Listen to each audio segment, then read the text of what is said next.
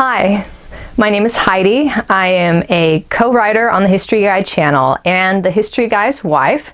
I'm also called Ms. History, and I present when we have episodes about people or topics that I find particularly inspiring, and the woman at the heart of today's episode is one of those people. Today, we wouldn't bat an eye to see a female lawyer arguing in some of the most high-profile cases, but how times have changed. As recently as the 1870s, women were banned from working as attorneys in the United States. And now we have more than 400,000 women who work as lawyers. So the story of the woman who first challenged those bans, Myra Colby Bradwell, is history that deserves to be remembered. Myra Colby Bradwell was born in Vermont in 1831 to abolitionist parents who were friends with Illinois newspaper publisher Elijah Lovejoy and his parents. When Lovejoy was murdered by a mob in Alton, Illinois for his abolition advocacy in the press, she became committed to the cause of protecting the freedom of the press. She enrolled in the Elgin Female Seminary and became a teacher. In 1852, she married James Bradwell, of whom her parents did not approve because they perceived him to be a man without either means or ambition. Her brother once chased James Bradwell off with a shotgun. James Bradwell became a member of the Illinois bar, and Myra served as his apprentice, beginning her legal education by studying alongside her husband. She said she started her training so she and James could, quote, work side by side and think side by side. She viewed marriage as a partnership and wanted to participate in her husband's work.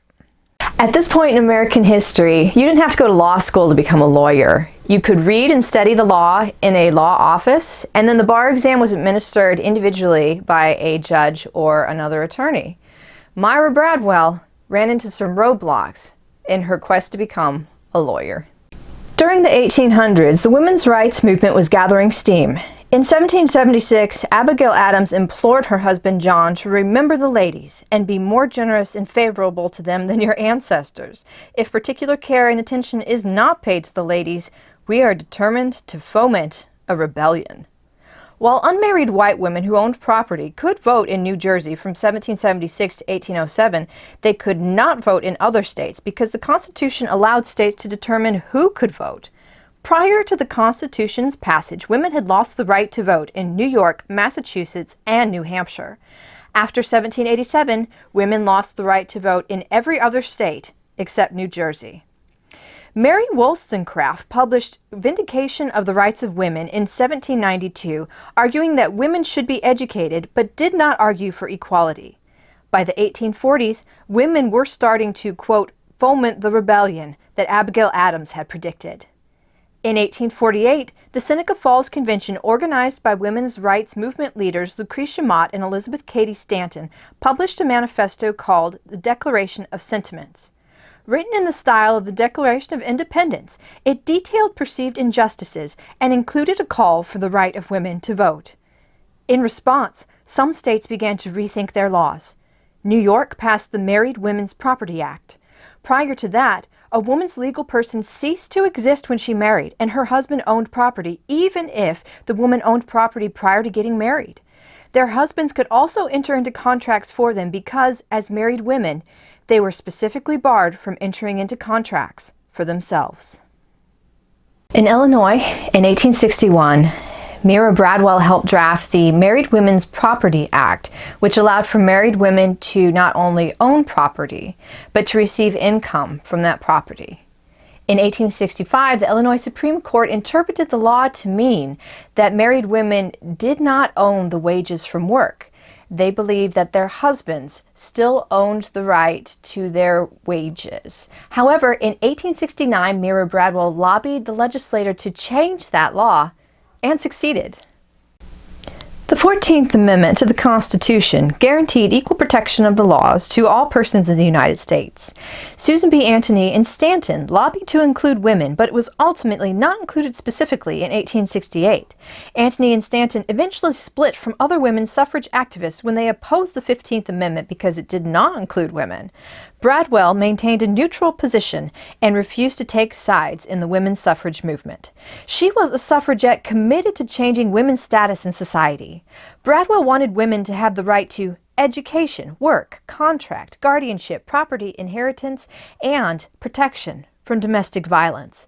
However, Myra Bradwell was not a radical. She refused to back liberalizing divorce laws. She didn't fight against marriage or motherhood. She just believed that women should not be limited to the domestic sphere if that was their choice. Unlike some of her contemporaries, Bradwell wanted equal rights, not a revolution. That did not stop others from saying she wanted to destroy family life and questioning her ability to be an attorney. Reflecting 2 decades later, she said, "I often wish all those excellent folk who used to picture me as a fanatic destroyer of domesticity and the sweetness of true womanhood could see my 2 daughters and our home life." And in her own home life, Bradwell had 4 children with her husband James, but only 2 would survive to adulthood. In Illinois in 1868, Bradwell founded the Chicago Legal News and included a column, Law Relating to Women. The Chicago Legal News became one of the most widely read legal newspapers in the country because Bradwell printed legal decisions and new statutes that lawyers needed for their practice in a more timely manner than they had ever been printed previously. In 1869, she was ready to be admitted to the bar and begin her law practice. A judge examined her and recommended that she be admitted. Summing up her determination, she said, "I came to find out that a woman could accomplish as much labor in the same lines as a man, and therefore I concluded to read law." The Illinois Supreme Court, however, denied her admission because she was a married woman and could not enter into contracts as lawyers do in the course of their duties. The all-male Supreme Court may have also thought she would, as a woman, not be able to withstand the pressures of the job and not provide quality representation for clients, or worse, seduce juries with her feminine wiles. In response, she filed a brief detailing the ways in which her legal disabilities as a married woman had been removed. In 1870, she was again denied admission to the bar, but this time not because she was a married woman, but because she was simply a woman. The Illinois Supreme Court said the Illinois legislature had been silent on the issue of whether women could enter the profession. Therefore, the court opined, the legislator must have intended that women should not be allowed to practice law. The court gave some other reasons to back its position, including that if it opened the doors of the legal profession to women, then, quote, every civil office in this state may be filled by women. The court was also concerned about how momentous verdicts, the prizes of struggle, would tend to destroy the deference and delicacy with which it is a matter of pride of our ruder sex to treat women. There were further worries built around the assumption that women would distract in the courtroom. Bradwell decided to take her case to the United States Supreme Court, arguing for the constitutional right to practice law. Wisconsin Senator Matthew Carpenter, a constitutional lawyer, handled her appeal. He was an advocate for women's equality and pledged he would fight for women's rights in the Senate. Carpenter argued that the Privileges and Immunities Clause of the 14th Amendment meant that Bradwell had a constitutional right to practice law. That amendment says, "No state shall make or enforce any law which shall abridge the privileges or immunities of citizens of the United States." Carpenter said that since Bradwell was a citizen of the United States, that she had the privilege to practice her chosen profession, and that that privilege could not be abridged by the states.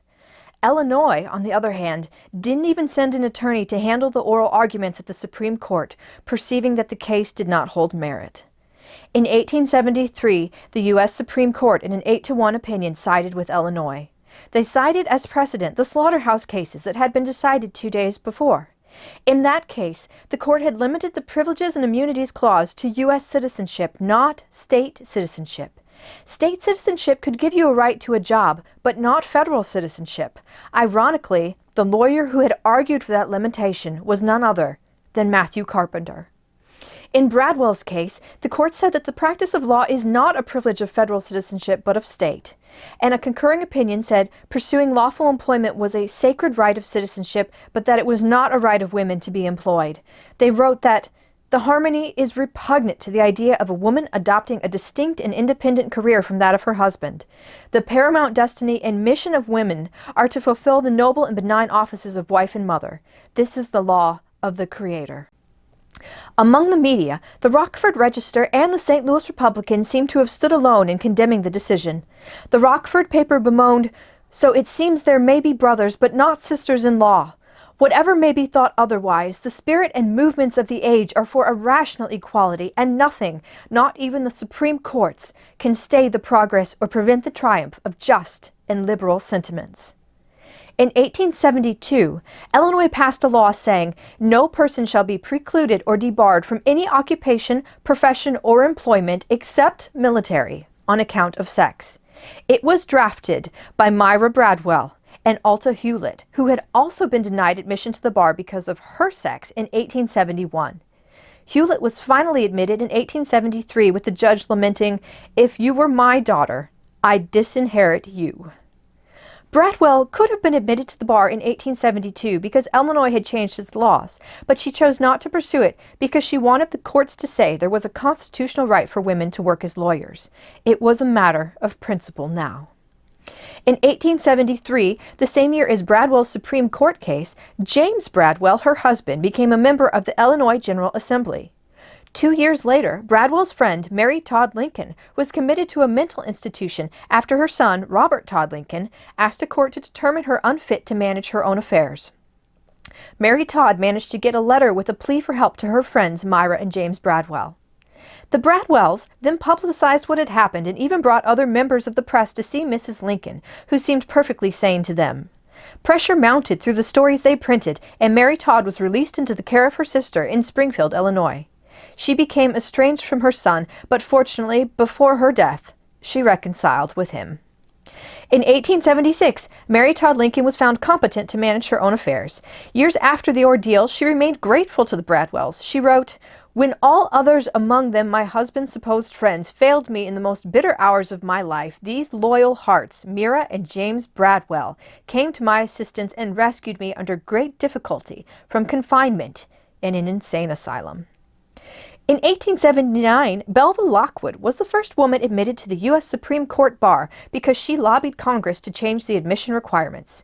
In 1890, on the court's own motion, Bradwell was also admitted to the Illinois bar, and in 1892 she was admitted to the U.S. Supreme Court bar. Both were retroactively dated, making her the first woman lawyer in Illinois. Bradwell's admission was arranged by her husband so she could finally know that she had fulfilled one of her life goals. That Myra never asked to be admitted under the 1872 law tells us that the fight was less a personal fight for herself and more a principled stand to secure a constitutional right for women to be able to work in whatever field she chose. During all this struggle to become lawyers, Bradwell and her fellow women could not vote in many states. In 1913, Illinois became the first state east of the Mississippi to give women the right to vote, but it was limited to presidential elections and most offices, not elections for governor, state legislators, or members of Congress. Throughout the late 1800s and early 1900s, many western states gave women the right to vote. Wyoming was the first to do so, and the first woman, Louisa Swain, voted in their 1870 election. In 1919, Illinois, along with Wisconsin and Michigan, was the first state to ratify the 19th Amendment. With Tennessee's ratification in 1920, the 19th Amendment to the Constitution gave women the right to vote. The Tennessee legislator who was key to its passage, Harry Byrne, said he received a letter from his mother telling him, "Hurrah and vote for suffrage. Don't keep them in doubt." Byrne indeed voted yes. He said, quote, "I know a mother's advice is always safest for a boy to follow." In many parts of the country, black women could not vote even after the 19th Amendment. It wasn't until 1965 that black women were guaranteed the right to vote with the Voting Rights Act. Some historians say that the suffragette movement can be criticized for its treatment of black women. For example, Ida B. Wells, the famous black journalist, was told to march at the back of the suffrage parade in 1913. Other advances for the feminist movement came through the passage of time. Illinois got its first female judge in 1923 in Mary Bartlemay. She was born in 1866, just a few years before Bradwell struggled to become a lawyer. The first woman on the U.S. Supreme Court, Sandra Day O'Connor, could not get a job as a lawyer when she graduated from law school in 1952. She became a county attorney instead, and in 1981, when President Reagan appointed her to the Supreme Court. The second woman on the Supreme Court, Ruth Bader Ginsburg, was asked by her professor why she was taking the seat of a man in her law class. Law firms also refused to hire her. This was before the 1964 Civil Rights Act, and employers could legally hire men only. Well into the 1970s, women could not sign leases without a man co-signing, get a credit card, or qualify for a mortgage. A legacy of the laws that once said women ceased to legally exist as persons when they were married. This year and the next mark the centennial of the 19th Amendment, allowing women to vote. 100 years of women's suffrage have come and gone, but there were many battles leading up to the passage of that landmark amendment. Myra Bradwell's struggle to become a lawyer was one of those battles. Even though the states changed their laws, she never chose to practice the profession that they allowed her to before she died of cancer at age 63. Myra Bradwell died on Valentine's Day, 1894, the same year that her daughter, Bessie Bradwell, became a lawyer. I hope you enjoyed this episode of The History Guy, short snippets of forgotten history between 10 and 15 minutes long. And if you did enjoy, please go ahead and click that thumbs up button. If you have any questions or comments or suggestions for future episodes, please write those in the comment section. I will be happy to personally respond. Be sure to follow The History Guy on Facebook, Instagram, Twitter, and check out our merchandise on teespring.com. And if you'd like more episodes on forgotten history, all you need to do is subscribe.